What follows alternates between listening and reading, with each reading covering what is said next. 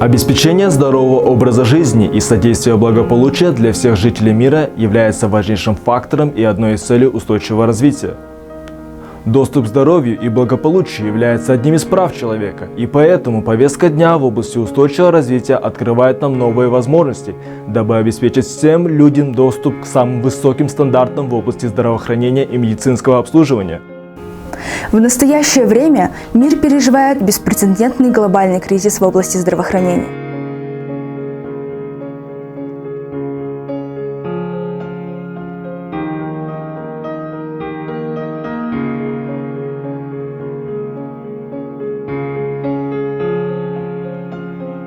Еще недавно COVID-19 распространял человеческие страдания, дестабилизировал мировую экономику и в корне изменял жизни миллиардов людей во всем мире.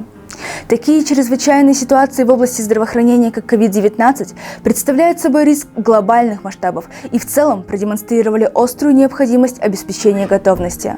Программа развития Организации Объединенных Наций подчеркнула огромные различия в способности стран справиться с кризисом в связи с COVID-19 и в целом восстановиться после него. Пандемия представляет собой переломный момент для обеспечения готовности к чрезвычайным ситуациям в области здравоохранения и для осуществления инвестиций в важнейшие национальные государственные службы 21 века. Следует отметить, что на сегодняшний день более 50% населения мира не имеет доступа к таким важным вещам, как доступные медикаменты. Среди проблем можно также отметить рост хронических заболеваний. Ожидается, что к 2030 году количество людей, имеющих хроническое заболевание, увеличится до 30%. Также рост расходов на здравоохранение. Статистика свидетельствует, что ежегодно расходы на здравоохранение во всем мире растут на 4%. Нехватка медицинского персонала.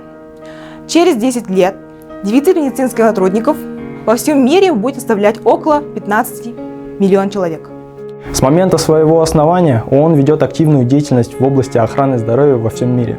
Руководящую роль в данной сфере играет Всемирная организация здравоохранения, которая осуществляет свою деятельность с 1948 года.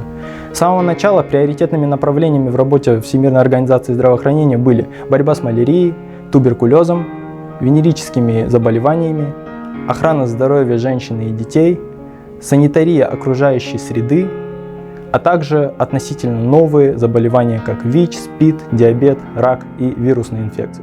Значительный прогресс был достигнут в нескольких областях, в том числе в сфере охраны здоровья матери и ребенка, а также в борьбе с ВИЧ, СПИДом, малярией и другими заболеваниями. С 1990 года материнская смертность сократилась почти на 50%. С 2000 года вакцинация против кори позволила предотвратить около 15,6 миллионов смертей от этой болезни. Мир проделал долгий путь, однако многое еще предстоит сделать. ВОЗ реализует программы в 149 странах мира путем сотрудничества с государственными министерствами здравоохранения. В их число входит и Казахстан. В долгосрочной стратегии развития Республики Казахстан до 2050 года главной целью определено создание общества благоденствия на основе сильного государства. В качестве одного из 7 долгосрочных приоритетов в реализации данной стратегии государственного здравоохранения определено как важнейшая отрасль, представляющая социальные гарантии государства в обеспечении охраны здоровья населения и поддерживающую личную ответственность граждан.